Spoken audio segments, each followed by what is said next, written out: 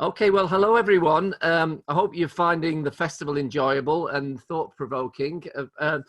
Anyway, it's time to start now. So it's my great pleasure this afternoon to introduce Marina Cantacuzino. Marina is an award-winning journalist who, in 2003, in response to the imminent invasion of Iraq, embarked on a personal project collecting stories in words and portraits of people who had lived through violence, tragedy or injustice and sought forgiveness rather than revenge. As a result, Marina founded the Forgiveness Project, a UK-based not-for-profit organisation that has no political or religious affiliations. The project uses the real story of victims and perpetrators to explore how ideas around forgiveness, reconciliation and restorative justice can be used to impact positively on people's lives. Now, Marina will talk for about 45 minutes, then we'll have about 15 minutes or so for questions at the end. So if you think of a question like we've been doing in the previous events during the talk, just type them into the Zoom meeting chat box, and then we can I could ask them for you if you wish to remain anonymous, or I could ask you to unmute and you can ask me, Marina, the question yourself. And finally, just a reminder that the session is being recorded. Yes, so if you ask a question and don't wish to be seen or heard on the recording, we can always remove you or make you anonymous when the video is edited. Okay, so with that, I'll hand you now over to Marina. Thank you, Barry, and good afternoon, everyone. Great to be with you. I'm going to be sharing quite a lot of slides. I thought it was sort of easier to listen if you see, and most of them will be pictures as well. So I want to start what I'm going to say actually with a little anecdote, because a while ago I was at a 10-year celebration of an organisation called Why Me, which promotes restorative justice for victims. And I met this woman there who made a point of coming up to me because she knew I was the founder of the Forgiveness Project. And she then told me her story. She told me how she'd been stabbed and nearly killed by her ex-husband, who had since then been prosecuted and who since then she'd split up with. And she described, very vividly, so that I remembered exactly the words she said, the depression and the confusion after the attack. And then she said this, she said, "I was right in the middle. To one side lay retribution, revenge, and hate, and to the other, despair, anxiety, pain, powerlessness, and collapse. All I knew was that I wasn't a victim." And then she went on to describe how she'd made this very conscious decision to release the pain and not feel the fear anymore after years. And she described how she'd finally been able to do this through forgiving. And then she also told me that she'd lost many friends along the way, something I've also heard can happen, because they hated her for forgiving her violent, abusive ex-husband. So I've often heard people describe arriving at forgiveness through letting go of resentment and hatred, but none so specifically describing it as this space in the middle between the power of hate and the powerlessness of collapse. So I just thought I'd then frame what I have to say today by describing forgiveness as a way through, the middle way, a path between two extremes and the best way forward for many people. And it's also the middle way as a quest for a way of life that gives the greatest value to human existence and helps relieve people of suffering, or can do. So I just want to tell you a little bit about how I started the Forgiveness Project, and what the charity does, and what my understanding of forgiveness is. So my own story starts in 2003. I was working as a freelance journalist living in London when in March that year, there was this picture of 12-year-old Ali Abbas, whose haunted, traumatized eyes stared out from newspapers across the world. You may remember the story. Ali had lost both his arms and his entire family when a US missile strike hit his home in Baghdad in the opening days of the Iraq War. And it's probably relevant to say that I was very much against the invasion of Iraq. I was really kind of convinced that the more you come down hard on people, the more they will regroup and re-emerge in a toughened and more resistant way. But when I saw this photograph, I was just, it really touched me and horrified me and upset me.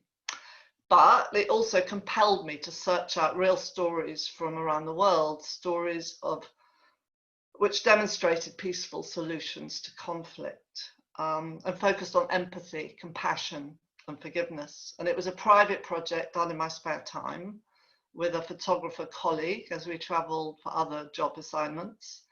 And it was a project fueled by anger, because I was just really determined to find evidence that showed retribution was not the answer to conflict or pain. So over the course of that year, I met 26 people and collected their stories. And those stories became what was then the F Word exhibition, which was launched in 2004 in a gallery in London. And I call the exhibition the F Word because by now, in the course of talking to people and telling people what I was doing, I had understood that forgiveness was a highly provocative subject, which cut public opinion down the middle. There were those who were truly inspired by it and those who were deeply affronted by it. So the exhibition, which was journalistic in feel, if you like, it had portraits alongside first-person testimonies, documented, victims' stories who had undergone suffering at the hands of others, but also perpetrators who had transformed their aggression into a force for peace. Nothing I'd written about before or created before had attracted such a response as this exhibition. Interest came from all over the world, from people working in conflict resolution, asking me if they could use the stories as a resource for their own work. It really struck me then that these stories tapped into a deep public need to find something humane in a world so full of hate. So that was when I started the Forgiveness Project. I founded it.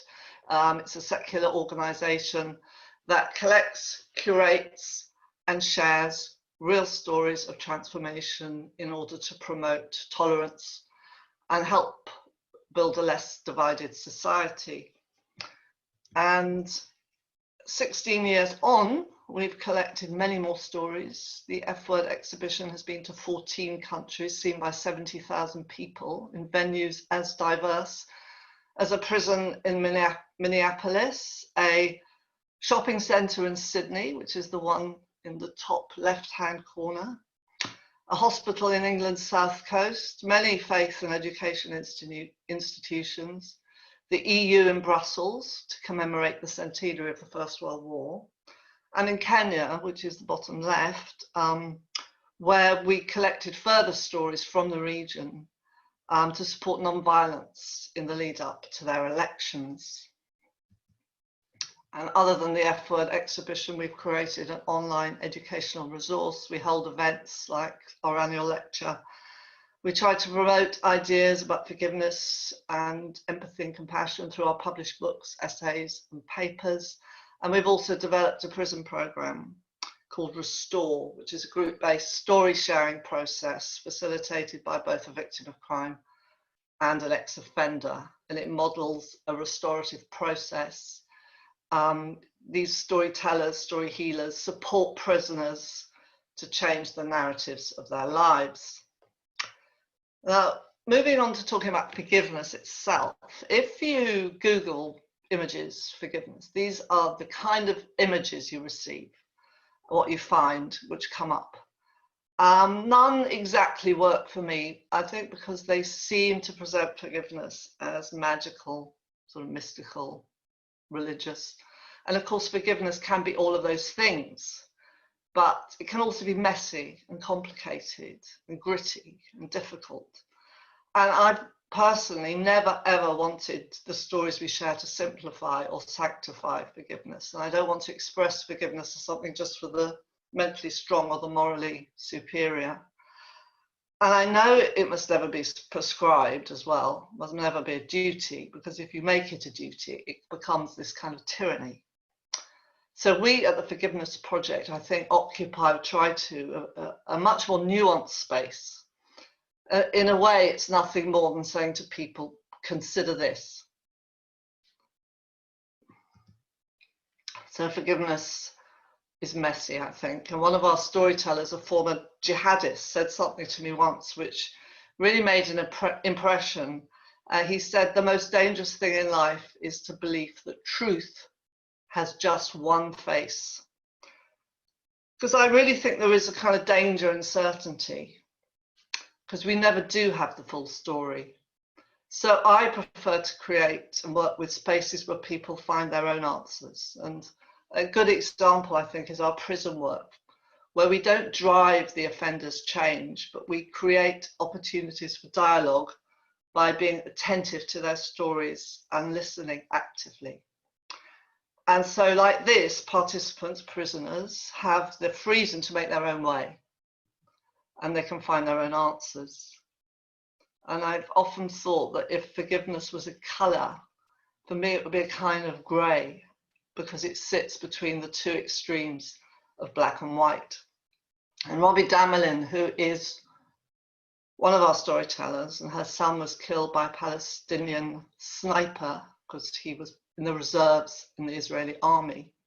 She's written about this, and I think she says, it makes a really good point. She says this about her son David, who was hoping he could make a positive impact on how soldiers fought and how they perceive their enemy.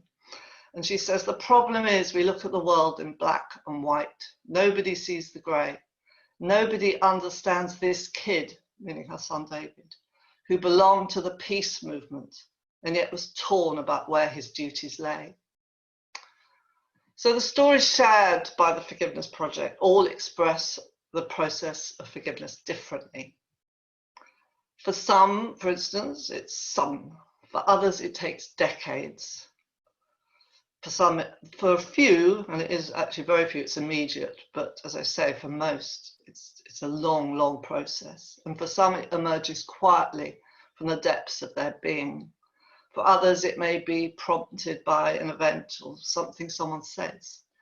Often it grows out of anger, grief, or hatred, which leaves people exhausted and spent and looking for another way forward very often.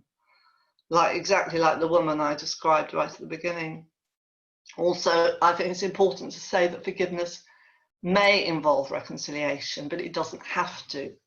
And Desmond Tutu has often warned people not to be masochists. He says you can forgive and renew a relationship, or you can forgive and release a relationship and walk away. So I just want to define a little bit about what I mean by forgiveness. Firstly, I see it as a verb rather than a noun, because it isn't static, it's not fixed, it's fluid, and it can change. I think it's something that is probably easier to identify through behaviour than words, in that I've known people describe themselves as forgiving and yet often act in a very opposite kind of way. Equally, I've known people say they don't forgive, can't forgive, will never forgive, and yet kind of ooze this forgiving, compassionate nature. So I've come to see it as suggesting the following. I think it's about a kind of internal conflict resolution, about making peace and reconciling with what you cannot change. So it's not about forgiving the action or the wrongdoing. It's more about releasing the pain attached to that action. I think in friendships and intimate relationships, it's often about giving up the expectation that people should behave as we want or expect them to. In crimes which are unspeakable, it's again not about forgiving the act, but about forgiving, perhaps, it's the way I see it anyway, forgiving humanity, of which we're all a part, for its fallibility and for failing.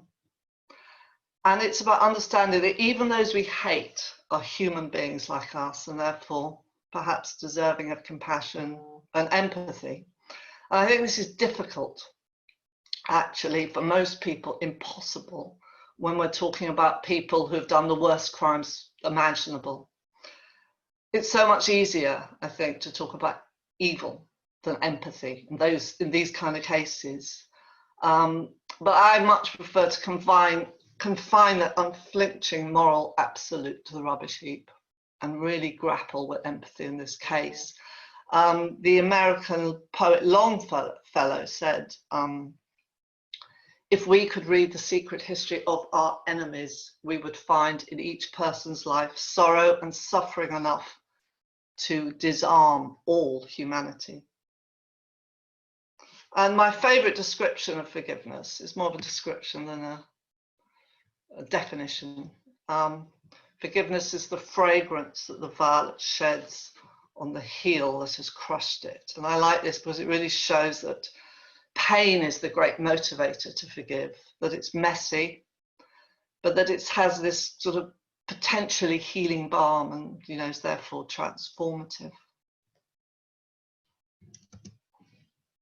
This is an image from an illustrated sort of graphic book, small book that I wrote with Dr. Masih Noor from Kiel University, called Forgiveness is Really Strange. And it illustrates what I'm talking about before, how forgiveness seems to cut public opinion down the middle.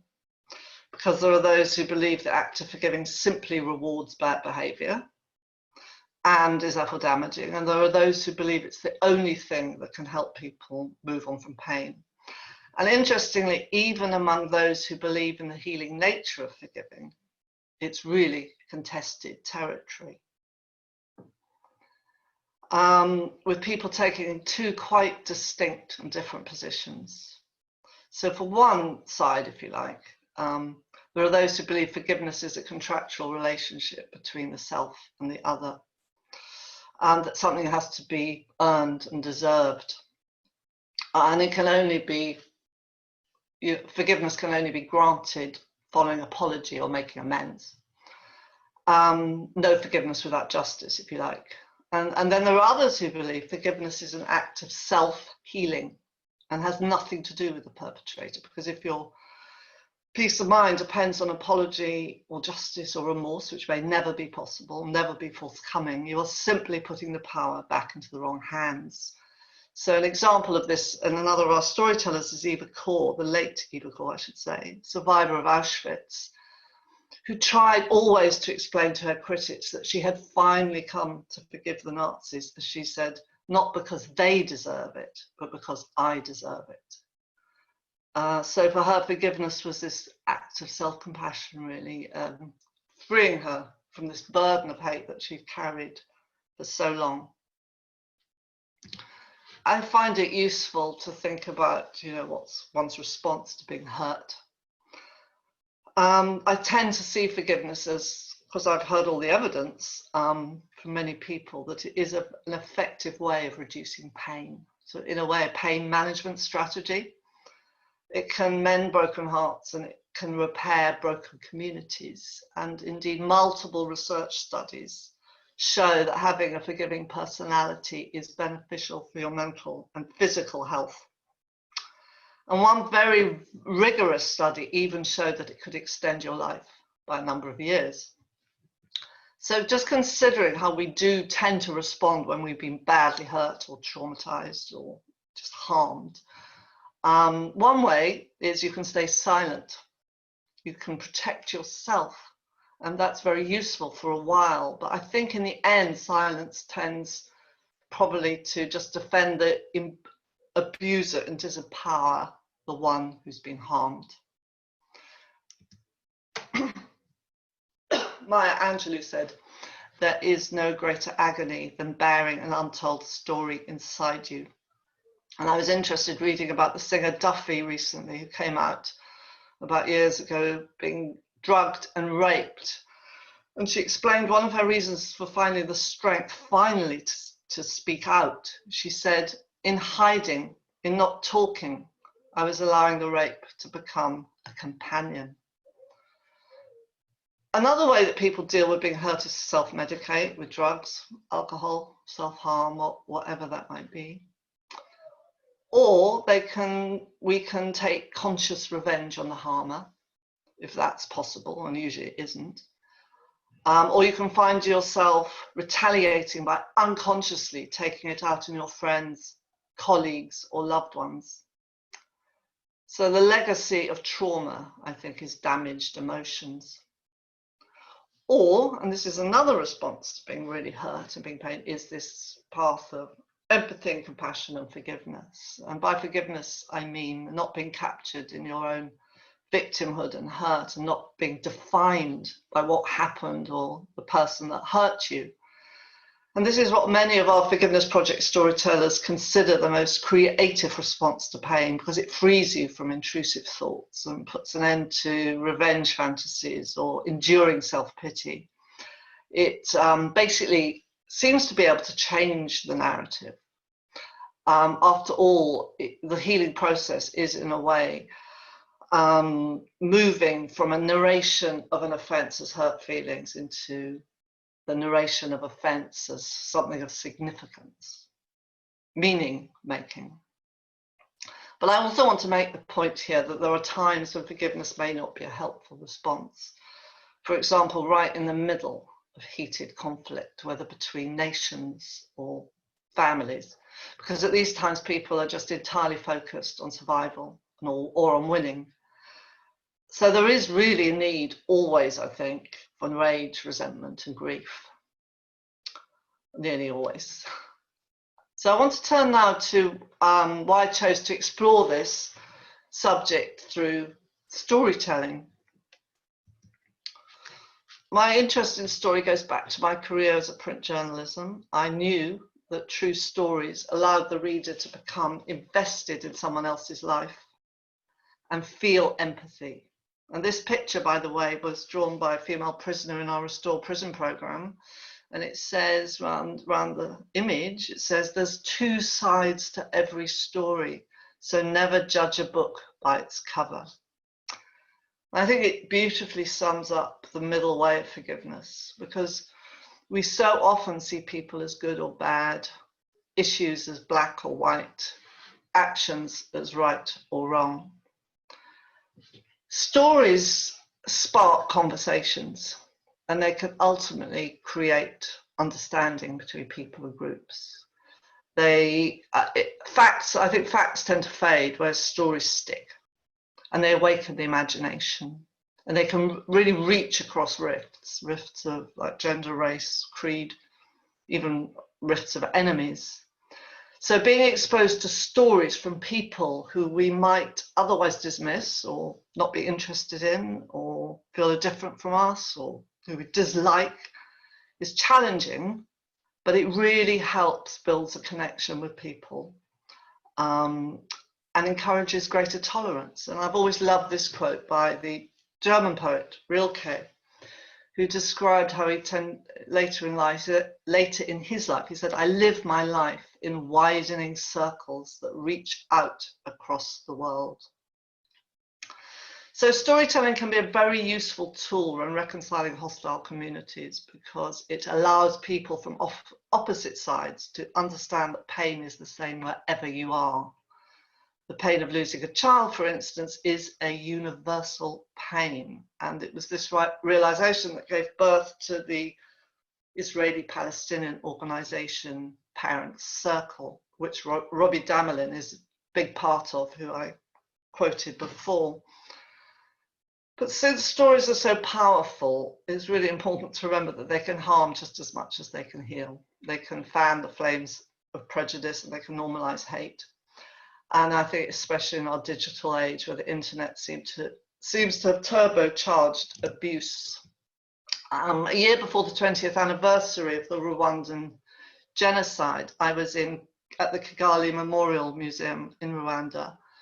And I spoke to one of the founders of the museum, who warned me that critical to the future of his country, he felt, would be the stories that people chose to share to mark the approaching anniversary. And he was expressing a need to, yes, remember the pain and brutality of what had happened, but also to highlight stories and memories that also focused on healing and reconciliation and perhaps forgiveness. And I think this was really important. And I think the words of Pumla Gobodo Madikizeli are relevant here. And she's written a brilliant book called a human being died at night about South Africa. She's a psychologist, and she says, if memory is kept alive in order to cultivate old hatreds and resentments, it's likely to culminate in vengeance and in a repetition of violence. But if memory is kept alive in order to transcend hateful emotions, then remembering can be healing. And the stories that we have quite a few stories from Rwanda. And while they don't minimize the horror of what happened, they do show how people have rebuilt their lives and in some cases even reconciled with the people who harmed them. As the poet Ben Okri said, stories are the secret reservoirs of values. Change the stories individuals and nations live by and tell themselves, and you can change the individuals and nations. So I suppose in a nutshell, that is in a way is what the Forgiveness Project is trying to do. We're trying to change the stories. The stories we work with, I call restorative narratives. They're stories that heal, that rehumanize and restore. And I think restorative narratives show how nations can rebuild after war or conflict, how families reconcile, and how individuals recover from a broken heart. Today, the world is very polarized and very divided, particularly so, I think. And these healing narratives act as, I think, a really powerful and necessary antidote to the far more prominent narratives of hate, insularity, and division. So I want to I'm just checking on the time, see how we're doing. Yeah, I'm going to the last little part, I'm just going to introduce you to 4 of our storytellers, and in a way that illustrates what I feel it takes to live in peace with those we fear or those who've hurt us. In a way, like, what are the ingredients of forgiving?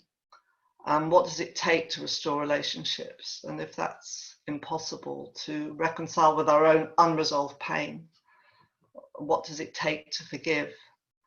And from the many stories I've collected, it seems it requires these 4 fundamental qualities, if you like, to get to a place where you can possibly take that path. So, first one, curiosity. It struck me early on in collecting the stories, this was an absolute vital ingredient of forgiving, because curiosity fuels an inquiring mind, and it allows people to move from the sort of stuckness of why me to the more openness of why you, or why them, or why us. Wonder and curiosity, I think, keep us from behaving as if we have everybody figured out. It's a recognition, again, that we don't have the full story.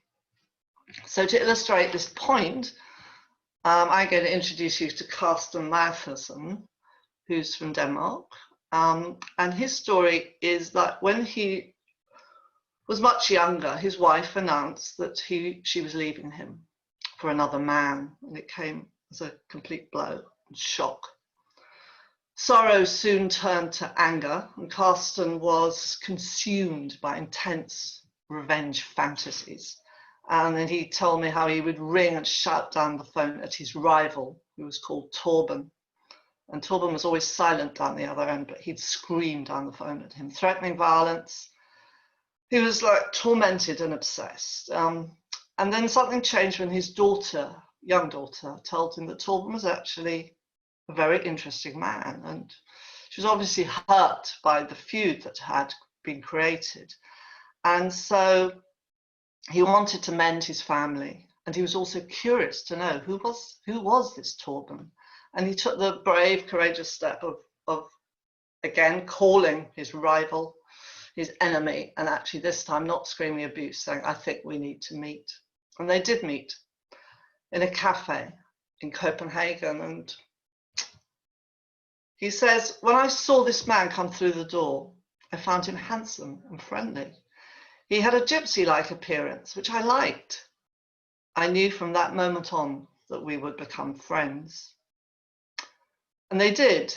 And they became really good friends, actually, for years. Until Torben became ill with terminal cancer.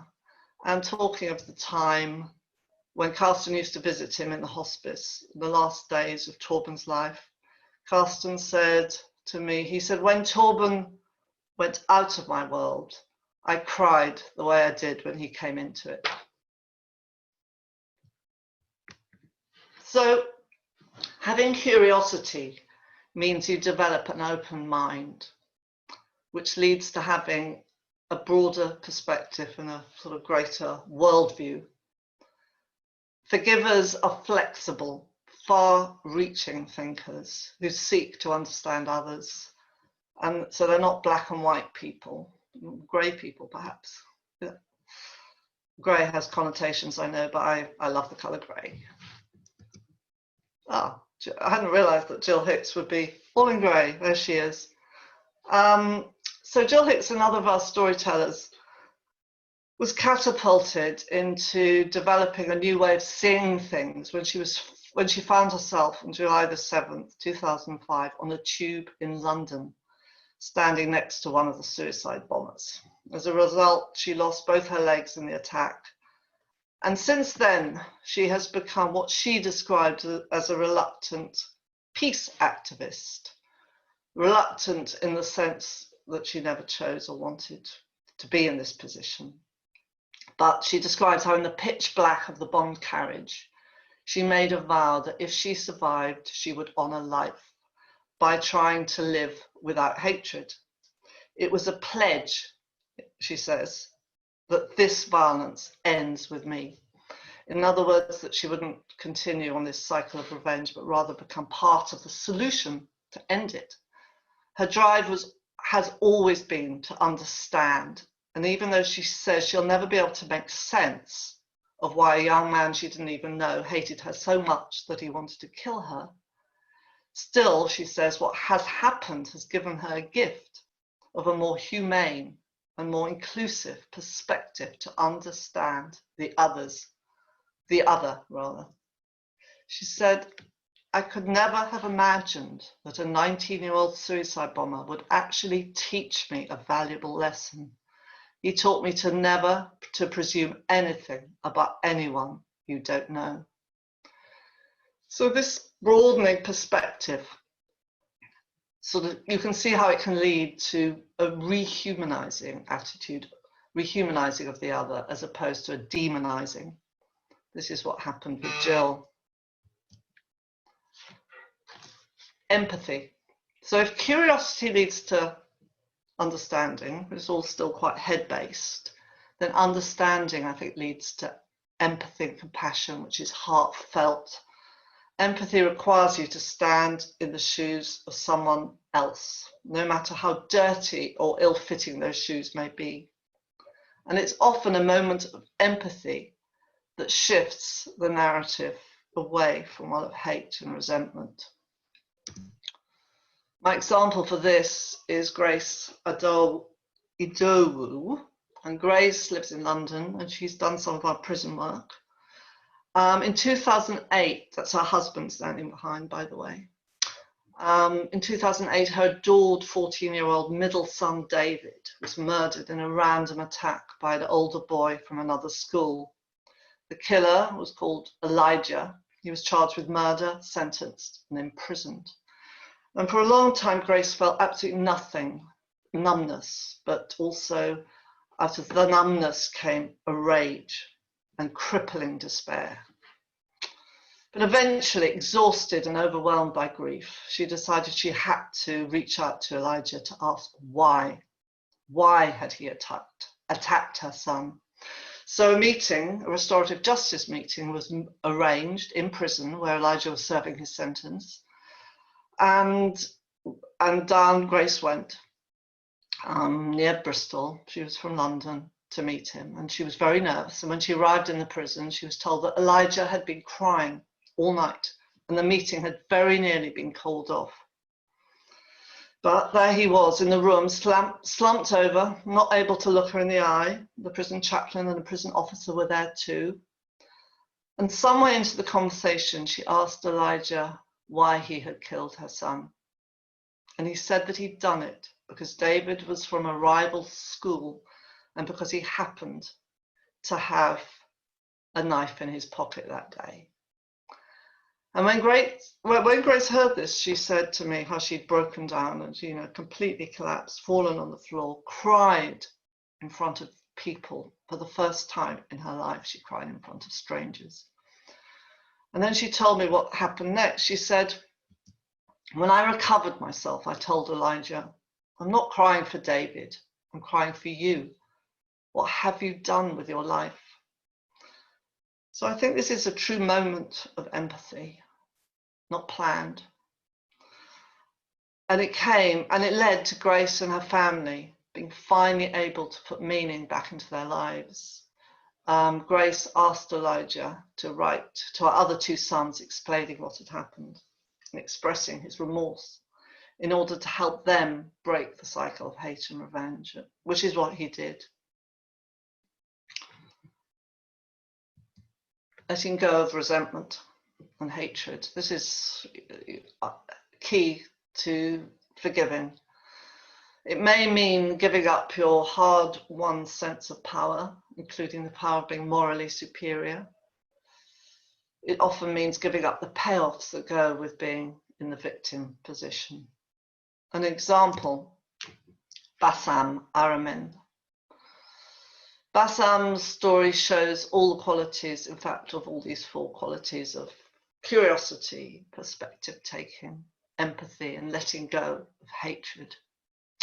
He's a Palestinian, and actually, I don't know, some of you may have heard of Colin McCann's latest novel, A Paragon. He features in it. I mean, it is a novel, but it tells his story and the story of Rami, who's an Israeli. It's a fantastic book. Anyway, Bassam is a former terrorist freedom fighter from Palestine's West Bank. At 16, he tried to blow up an Israeli military convoy with a grenade. He failed and was sentenced to 7 years in prison.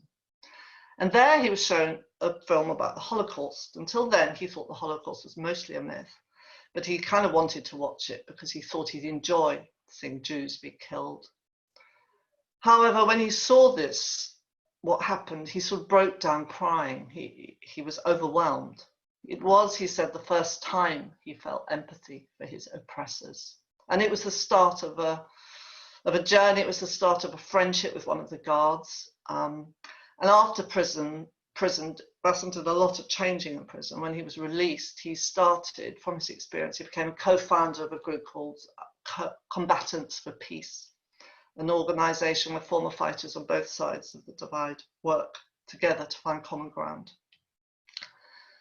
Bassam had once hated Israelis, but by knowing them and working together with them for peace, he overcame all the hatred that he had felt. And this was particularly extraordinary that he was able to still do this after, this was, you know, years after he left prison and after starting Combatants for Peace. His young daughter, Abia, was shot and killed outside her school by an Israeli soldier. And since then, he has actually talked about forgiveness as being, you know, more important than justice. He'll never get justice, but forgiveness is more important for him, and he forgives the shooter. It's been his healing. He sees the shooter as a product of the same hateful system. And he says, for me, there was no return from nonviolence. After all, it was one Israeli soldier who shot my daughter, but 100 former Israeli soldiers who built a garden in her name at the school where she was murdered. So I think I've spoken probably enough. I just want to end with a quote that felt applicable somehow. It was a quote I discovered after I founded the Forgiveness Project, well into the work. And it's a quote I'm sure some of you know by the writer Solzhenitsyn, who had personal experience of the gulags in Russia. And he said, if only there were evil people somewhere insidiously committing evil deeds, and it was necessary only to separate them from the rest of us and destroy them. But the line dividing good and evil cuts through the heart of every human being, and who is willing to destroy a piece of his, her own heart? It rang true to me because people who are able to forgive have this kind of perspective. They see life as morally complicated. They know good people do bad things happen to good people. And they've come to believe that people aren't the sum total of the worst thing they've ever done. And I think in conclusion, the many stories I've collected, curated, and shared demonstrate to me that the act of forgiving is fundamentally creative. It forges a new narrative. It clears a way in the path.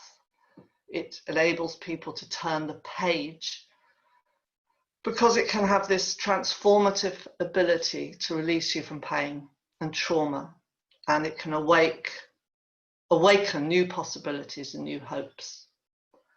So I hope there's quite a lot of food for thought in there. I'm sure there's some questions. I think we have time for them. I'll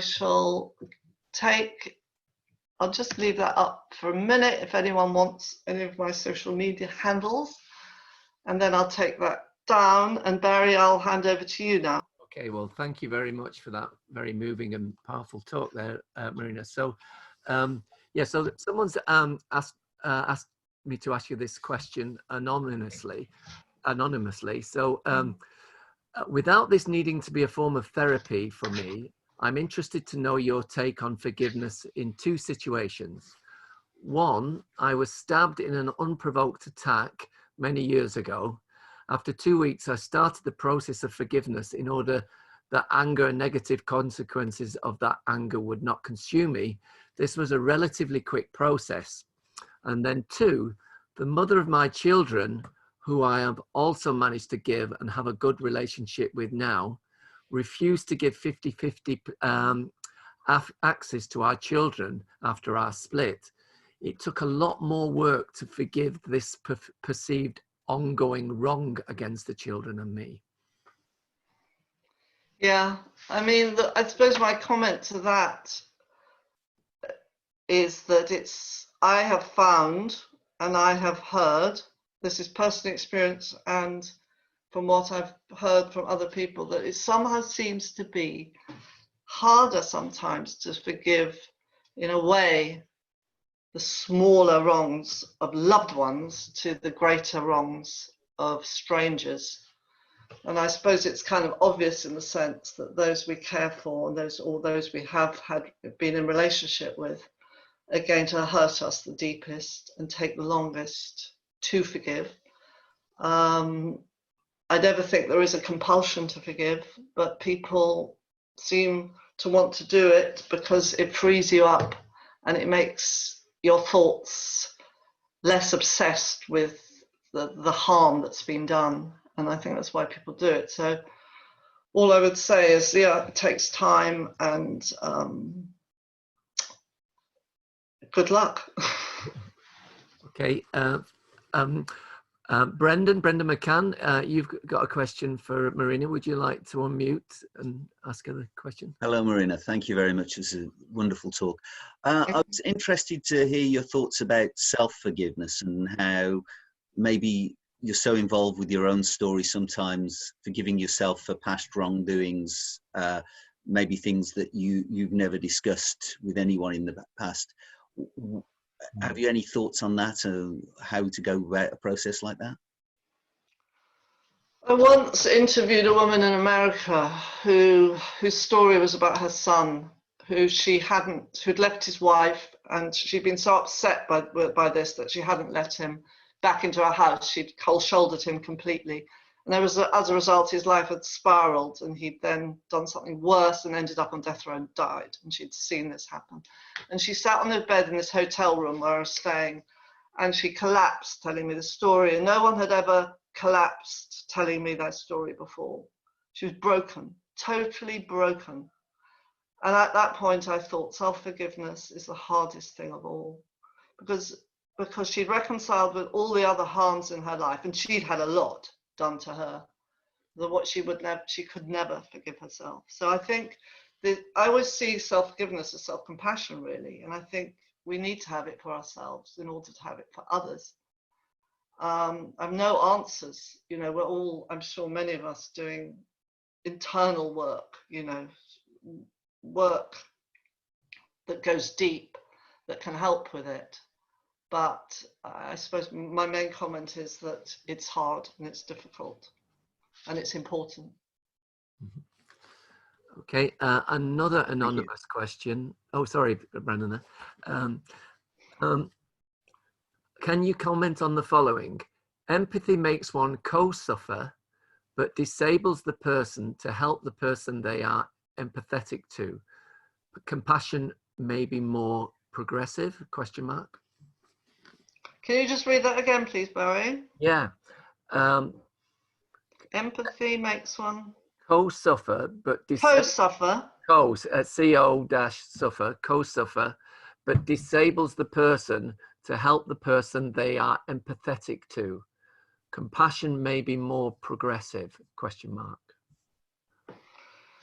Yeah, I mean, I suppose there's some Stephen Cherry, who's written a book about forgiveness, talks about distasteful empathy, and there is a dark side to empathy. I mean, empathizing, you know, with people who have done unspeakable things may make one feel sullied inside, and so it's a more difficult path to tread, I think, empathy.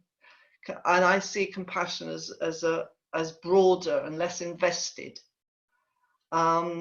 There's lots written about the difference between empathy and compassion. I don't know if anyone else might like to chime in, because I'm no expert in all this thing. I'm just a teller of stories, a facilitator of people's life journeys and forgiveness. But Does I anyone... don't know. I'd be really interested to know if anyone else had anything to comment on that. Are we allowed to do that, Barry? Oh, yeah. Wave if you have. Yeah, please unmute if you feel that you can say something there. Julian, do you want to unmute? Yeah, so I don't know whether I've got any pearls of wisdom, but it is something that I've you know, wondered about and been confused about a lot, and also the differences between sympathy and empathy. And there seems to be a slight difference between the words, how they're used in the UK and how they're used in America as well. You know, empathy is sometimes presented as this kind of understanding that's actually quite detached from emotion. It's a kind of a cognitive thing, whereas sympathy is something which is, sympathy literally means feeling with somebody. So you're actually kind of seeing an emotion in someone else and experiencing that emotion as your sort of mirror neurons fire or whatever's going on inside your brain. Whereas empathy is not so much necessarily about feeling the emotion, but it's kind of understanding what it might be like to be that person.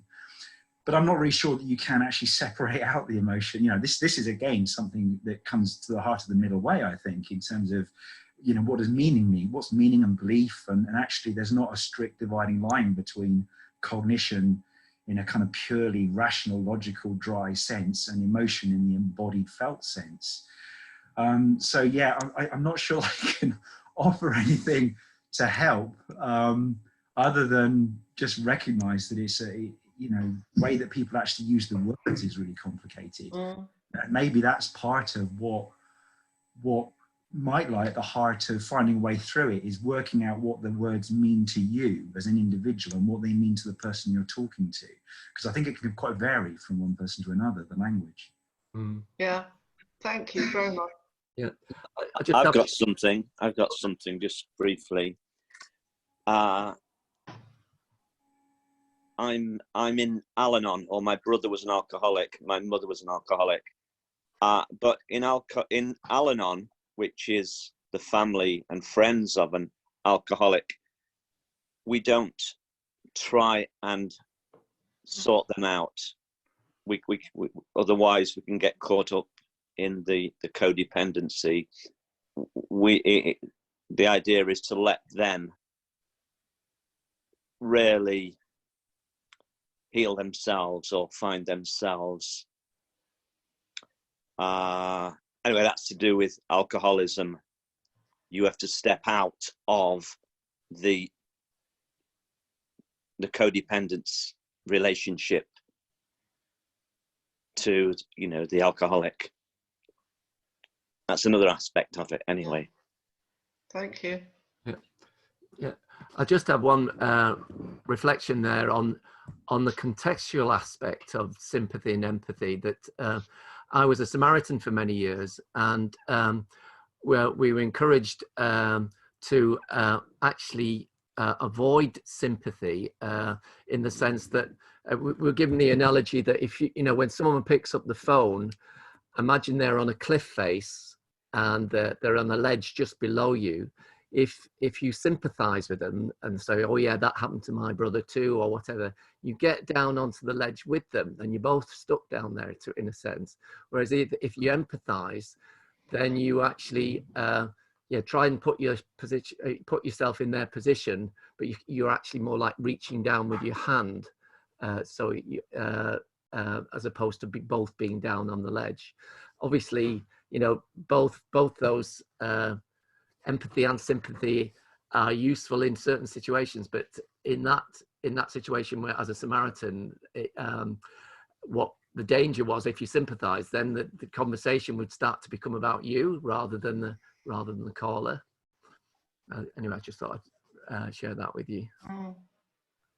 Okay, another question from Lenny.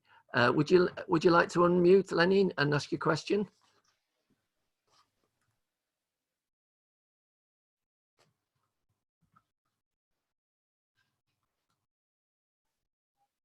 Sorry, I had trouble unmuting then. Yes, that was a really fascinating talk. Thank you for that. A lot of things to think about, and also quite stimulating emotionally. I think I'm going to be processing the things that it brought up quite a bit. But my question is, to what extent is it important or even necessary perhaps to be able to engage directly or personally with a perpetrator in order to be able to really accomplish achieving forgiveness? I don't think it's necessary or important. In general, for some people it may be, for others it isn't. And again, I'll give you an example. Someone called Mary Foley, who again came into our prisons like Grace, and her daughter had been killed, teenage daughter had been killed by another young woman in a knife attack. And when she came into the prison, she would read the letters that Beatrice, the girl who killed her daughter, had written to her. And they'd had these long exchanges.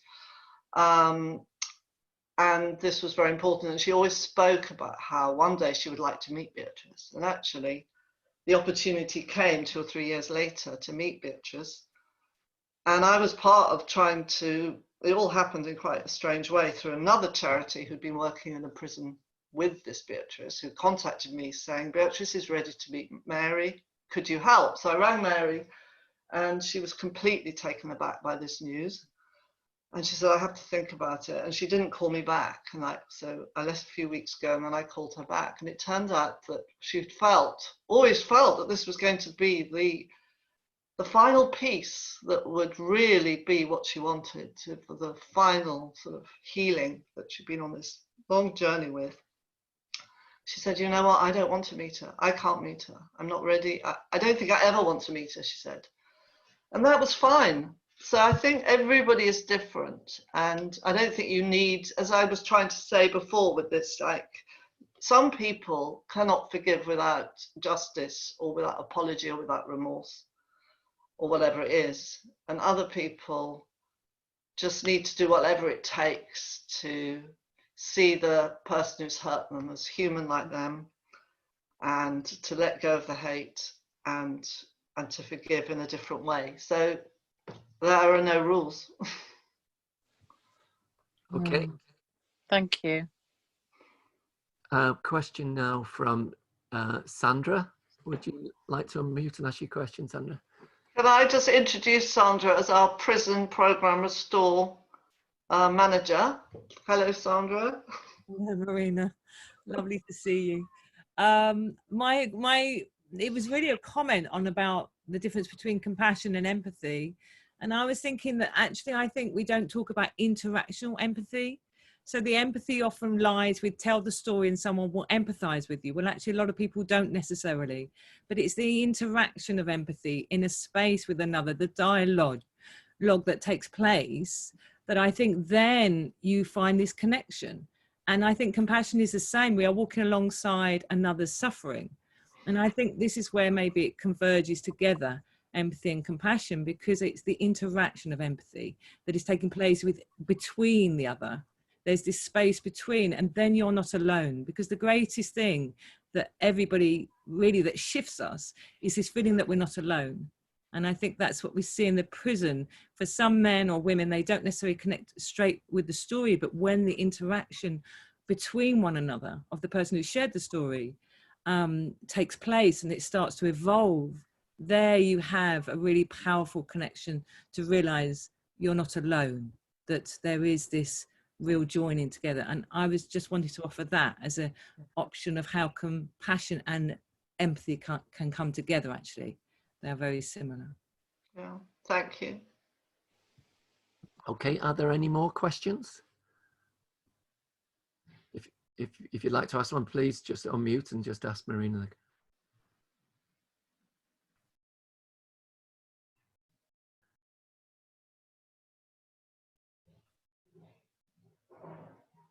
Okay, I think.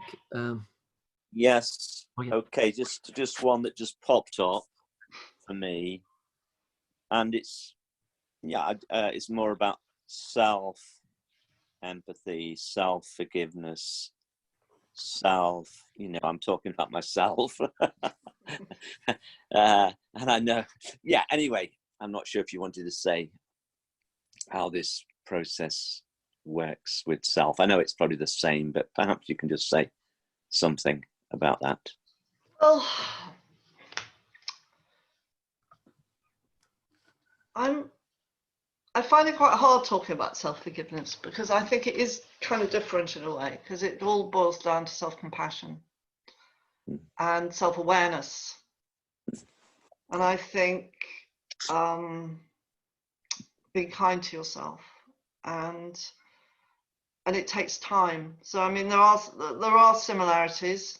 I suppose it's about being curious about yourself and having a larger perspective and having self-compassion, empathy. All I know is that it's a tough one, and I think it's a really important one, and I think it probably takes a long time, because many of us are consumed by guilt. We've grown up in a culture that has perpetuated the sense of guilt. I was brought up as happily at the time, brought up as a Catholic, and I think I struggle with self-forgiveness, and I think many people do. And I think, like whoever it was said it right at the beginning, the very first thing, I think I find it, no, that was, sorry, so that was different. But I was going to say that I find it harder to forgive myself than others. Yeah, thank you, Marina, isn't it? Yes, I don't know, we haven't got any time, have you? Because I was thinking we get pearl of wisdom from somebody else maybe about self-forgiveness, if anyone's done it in 1 minute. Well, I've been trying to do it for the last 40 years. Right, and it's tough. It's tough, and I haven't fully done it, to tell the truth. And I've done all sorts of, I'm a Buddhist for 40 years, meditator, and I'm still trying to work through childhood stuff, if you like. It's to do with me. My mother, I said, was an alcoholic, and I love her, but I forgive her, or I try to, but there is still a part of me, if you like. And I'm also doing something called focusing, and we welcome everything that comes up. And we also say this part of me feels, this, we don't say I'm feeling this, we say a part of me is feeling. or Yeah. that there's something in me. So we're not identifying with any emotion or state. Anyway, that's where I'm working. No, I think that's really interesting. And just to say that I think, like with self-forgiveness or forgiveness, it's not a fixed place that you arrive at. It's an everyday practice. And one day you might feel forgive or forgive yourself, and the next day it all comes up again. So it's a process. Yeah, it is, yeah. And just finally, it could be for previous lives. Do you know what I mean? We just don't know where this stuff's come from. It's deep, some of it. As you said, yeah, we just keep working. Thank you. Could I just add something to that? You mentioned about the Buddhist practice, so you probably would be familiar. There's a Buddhist meditation, Metabhavana, which is also usually translated as cultivating loving kindness. And when I discovered that on a Buddhist retreat, that really revolutionized a lot for me, because I found I did a lot of meditating, and this just helped me engage with things more emotionally, because you could sit on a cushion and get into quite a sort of, potentially quite blissed out state. But then once you engage with something that's going to trigger your emotion, like somebody knocking a door that slams in your face, that sort of thing, instantly, and just working with that, because one of the processes is to work with loving kindness towards yourself, and then to someone that's sort of a friend, and then a neutral person, and then a more difficult person. And that has really helped me a lot, both in working with difficult states with other people, but also with myself. And it fluctuates, because as you're saying, this is like a daily practice, and some days I manage better than others, either in terms of being able to generate that towards other people or towards myself. But I think it's that sort of coming to that collective place of understanding that whoever we are and whatever we've done, we're all human. We all have some basic sort of human traits and human strivings, and just to be able to get into that position to relate on that level, if that's even just as far as you can get with somebody, it's a start. And I've always found that just shifting that mentally somehow seems to shift the dynamic in the real world as well. Yeah, thank you. Okay, well, I think we've run out of time there now, but thank you again so much, Marina, for such a It's a pleasure. Yeah, thank you, Marina. And if you, Thank you. Again, as we say this at the end of every talk, if you wish to continue or explore this theme anymore, just go to the forum on the Middle Way Society webpage, and just enter your thoughts there. All right then. Bye bye now. Thank you, Marina. Bye. Thank you. Bye. Thank you. Bye.